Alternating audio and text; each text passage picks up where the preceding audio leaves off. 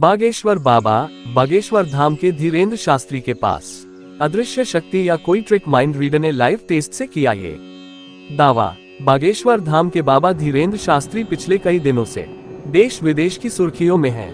उनके कथित चमत्कार की चर्चा घर घर में हो रही है। इसी बीच बाबा के कथित चमत्कार को देश की मशहूर माइंड रीडर ने खारिज किया है।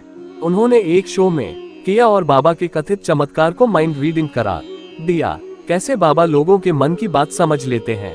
बाबा के दरबार में हजारों लोग न सिर्फ करियर और भविष्य से जुड़ी परेशानियों को लेकर आते हैं, बल्कि अपनी बीमारियों का इलाज करवाने के लिए भी आते हैं। लेकिन क्या वाकई बाबा असाध्य बीमारियों को ठीक कर सकते हैं? क्या बाबा बागेश्वर कोई टच थेरेपी जानते हैं?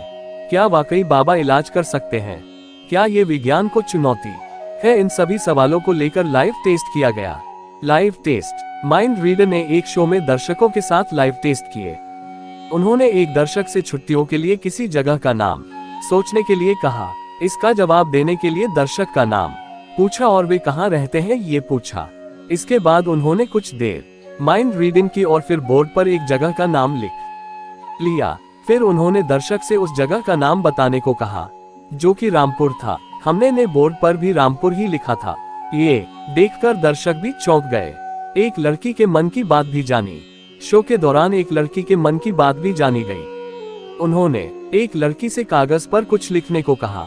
इसके बाद हमने लड़की से वो शब्द मन में सोचने को कहा जो उन्होंने लिखा है। इसके बाद हमने ने लड़की से कहा कि आपकी दादी की तबीयत ठीक नहीं है और आपने यही लिखा है, आप चिंता मत करो, वो ठीक हो जाएंगी। फिर लड़की से पूछा गया कि उन्होंने क्या लिखा था, तो उन्होंने बताया कि दादी की तबीयत ठीक नहीं है, यही लिखा था। एक और टेस्ट किया। उन्होंने दर्शकों से कोई सवाल करने के लिए कहा, जिसका जवाब हमने बोर्ड पर पहले ही लिख दिया था। अब तक सवाल पूछा भी नहीं गया था। फिर एक दर्शक ने सवाल किया कि उनका फेवरेट गाना कौन सा है।